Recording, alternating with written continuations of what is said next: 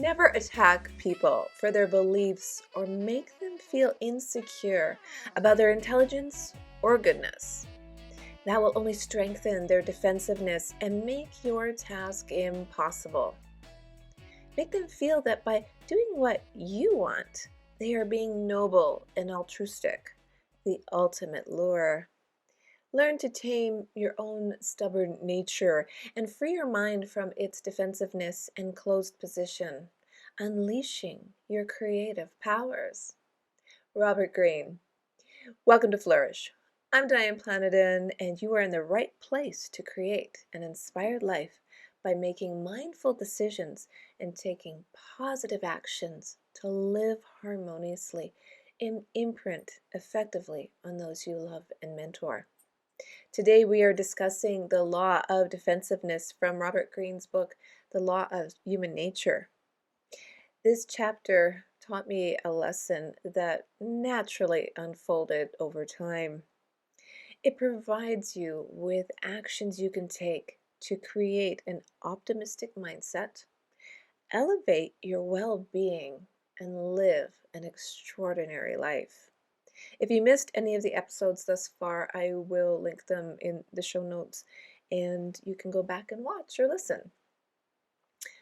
On to the quote.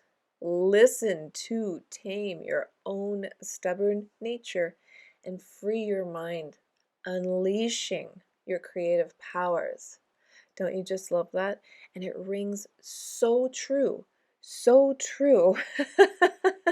The lesson I learned from this law was to no longer argue. I no longer argue. And the reason I think you want to give it a try, see how powerful it is, because as a result, it unleashes your creative powers. What do I mean by this? Well, neuroscience tells us that when you are not under stress, which arguments produce and affect your mind and affect your energy and affect your immune system, when you're not under stress, then you are free to create. You cannot be creative and live harmoniously when you're under stress, which is what arguments cause. So, how do you learn not to be in defensive mode and close-minded? Well, first of all, you need to open your mind and make the decision to no longer argue. Greene says, put the focus on others. Let them do the talking. Let them be the stars of the show. That doesn't mean you're sitting on the sidelines. No, you are doing this by choice. Greene goes on to say, such attention is so rare in the world, and people are so hungry for it, that giving them such validation will lower their defenses and open their minds to whatever ideas you want to insinuate. So you're opening their minds by just, letting them have the stage for a while. Being patient. So if you're open to talking about how this works and open to your personal development, and I know you are, because here you are, and it's important to you. So through understanding human nature and not being defensive, but rather develop the skill of gentle persuasion, I'm going to share the 5 strategies to do so in order to help you soften people's resistance. Now, I'm going to preface this to say step back, take a secondary position, ask people for their opinions, be subtle, and then you will learn more about them and their underlying motives that maybe got the argument going on the first time and got completely off track. Everybody lost their focus on what they were actually talking about.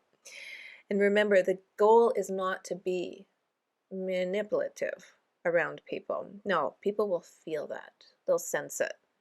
Your goal is to work on your own mindset by not being defensive so you can expand your own world, expand your own influence, rather than being too aggressive in your actions and words.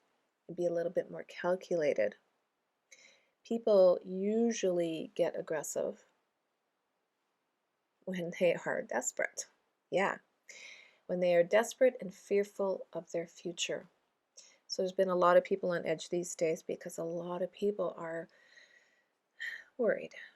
And that's nothing new. I'm going to say it's nothing new. It's just more heightened in our current surroundings. So if you've been worrying yourself into an imaginary tizzy, you will want to listen to another episode I did, episode 42, in which I give you a lot of ideas on how to overcome that. Now that you are thinking about, how does this change my life if I'm no longer arguing?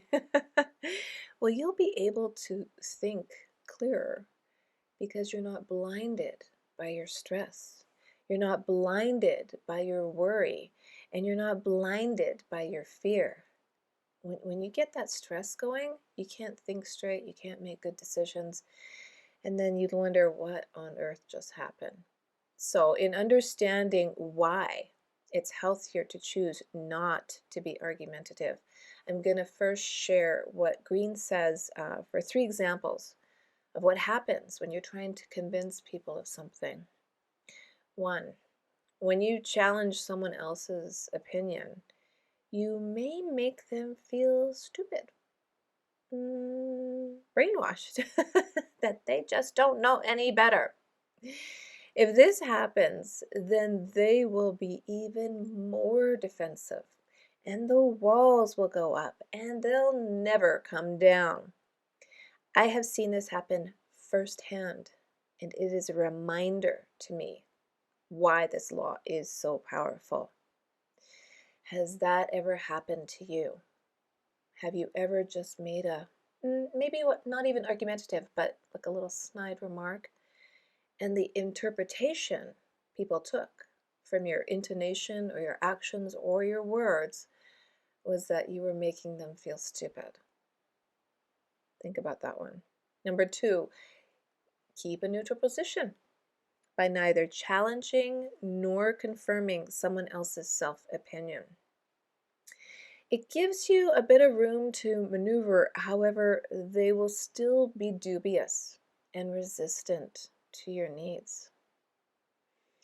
This requires your diplomacy because you want to remain calm and control your emotions.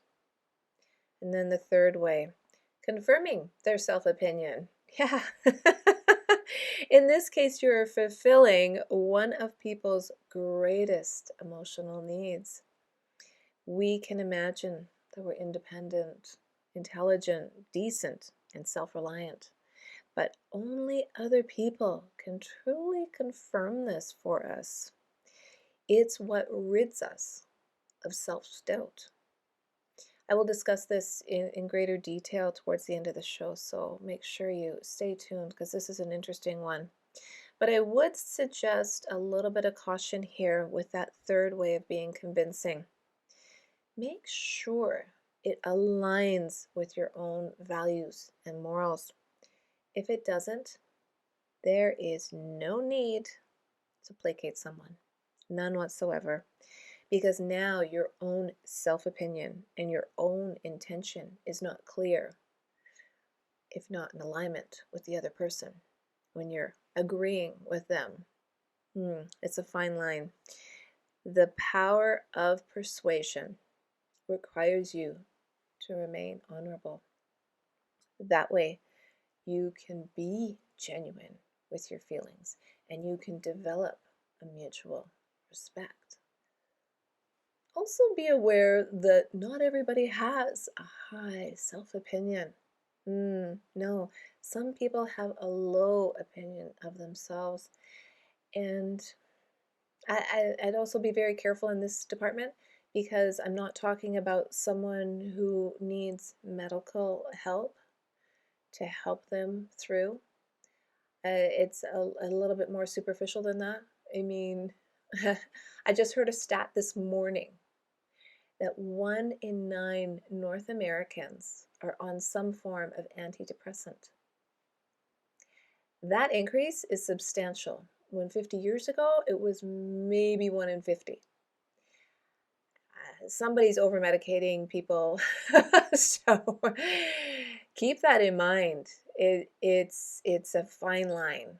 There are people who do need it, but I'm not going to say 1 in 9. So just a word of caution like that, that you might even know someone like that. You know, someone you've tried to help and there's no solution. You can't challenge them. You just can't confirm their self-opinion. You just can't. So what could you do? Well, Greene suggests to empathize, acknowledge, and make gentle corrections along the way. It takes time.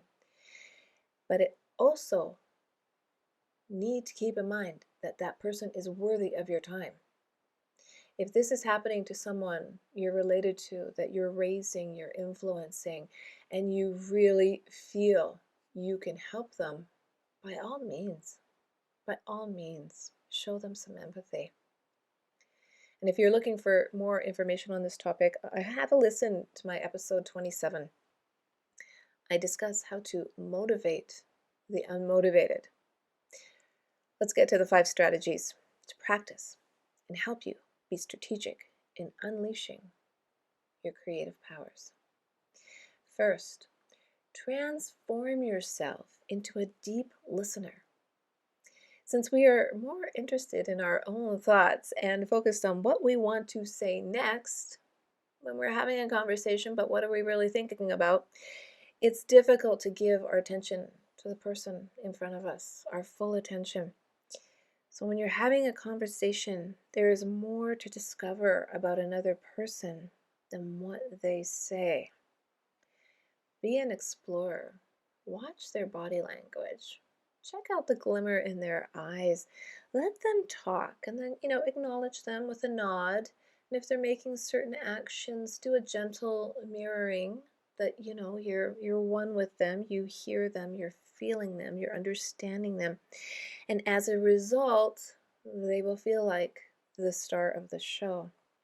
And the reason you want to do this is to build rapport and trust. This works with children as well.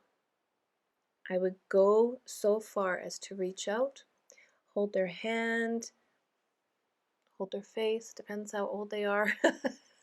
Don't want to do that to a teenager. Just a gentle feeling, physical feeling, so that they can feel you are listening. Next, infect people with the proper mood. If you're relaxed, people tend to be relaxed around you. Proper mood is infected through our physiology or our non-verbal clues. By feeling particularly, say, excited when you're, first meeting someone, or Greene says you will communicate this to him or her in a powerful way. Think of the last time you went to a concert or a sporting event. Could you not just feel that energy all around you? Somebody makes a goal, somebody singing a song everybody loves. That's the physiology. It is. The power of a positive vibe is real. Greene referenced a study in his book about teachers. And when teachers give off the vibe to their students that they know they'll succeed, they know they'll do well without saying a word, reflecting a positive vibe, those students actually do have good grades. They're more positive. They want to come to school. It's catchy. It's catchy. Third, confirm their self-opinion. I spoke briefly about this already. When you are trying to convince people of something, confirm their self-opinion. That was the cautious one. Greene suggests approaching this a few ways. One being through that of autonomy. People must feel as though each decision is their own, not through manipulation, but by planting an idea and letting it blossom. Another being through intelligence, acknowledging the wisdom of another person, as winning arguments is rarely worth the effort. And finally, through reminding people of their goodness, of their kindness, of their generosity. Remind them of the good things they have done in the past and show your own gratitude versus expecting them to be grateful for what you have done for them. That is also catching, when you show gratitude without expecting it in return. Next, allay their insecurities, or as I like to say, flattery will get you further than falsehood. That's a tongue twister, hey? Greene says it's always better to praise people for their effort, not their talent. Praise people for their effort, not their talent.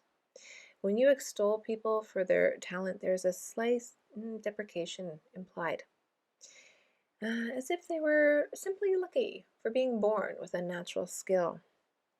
And if you have children, please keep this in mind. You do not want to discount the fact that even though they are good at, let's say, math, that they didn't have to work for it. It's nice to say, hey, you're a natural. That's uplifting. That's a positive vibe. What I'm trying to say is acknowledge that it's still an effort to reach the next level. Flattery needs to be sincere, and it can also be directed at people who need some encouragement when they're not feeling the confidence, when they're feeling a little bit insecure. It gives a little bit of a boost. So hopefully that makes sense between the talent and the effort. We all work hard. We all do. Fifth, and this is an interesting one, use people's stubbornness and resistance. These are people who will do the opposite of what they are told. In these instances, a popular method of helping people help themselves is to use reverse psychology by understanding their emotions and what drives them to rebellion, by using their own words when speaking with them, as it has a bit of a hypnotic effect. Make it their idea. Just keep that flow going and use their rigidity. Greene says that when people are opposed to something, it stems from deep fear or change and the uncertainty it can bring. Don't argue with these people. Reverse psychology leads them to a gentle change. People seek less to be instructed and even to be amused than to be praised and applauded. Jean de Labre, who was a French philosopher in the 1600s. It's apparent as time goes on, human nature doesn't change very much, only our environment. If you keep an open mind and continue learning about human nature, you will find your resistance to change. It starts to melt. Melts away, and you too will decide to no longer argue. You might have to listen to this a few times just to let it sink in. When you decide that, then you will then be curious. You'll be asking questions. You will be interested in others and a wide range of ideas. Because you never know when the next great idea will hit you, and you can only find that in discovery, in learning, in reading, in listening, in watching. get that positive vibe flowing. Well, I hope that helped you a little bit today. I love this chapter. I love the fact that I no longer argue. I no longer argue, and it's a great benefit. Thank you for spending your precious time with me today. I am so grateful, and I would love to find out what resonated with you. So add a comment, give me some feedback, give me a thumbs up, maybe a review in iTunes or whatever app you're listening on. That would be great because it helps other people find the show. And if you like the show, share it with someone you know. Or better yet, share it with 3 people you know. That would be awesome. And I'm trying to get a conversation going on Clubhouse. So if you're on Clubhouse, follow me at Inspired Diane, because I think it would be so exciting to have a conversation. Live an inspired life and unleash your creative powers.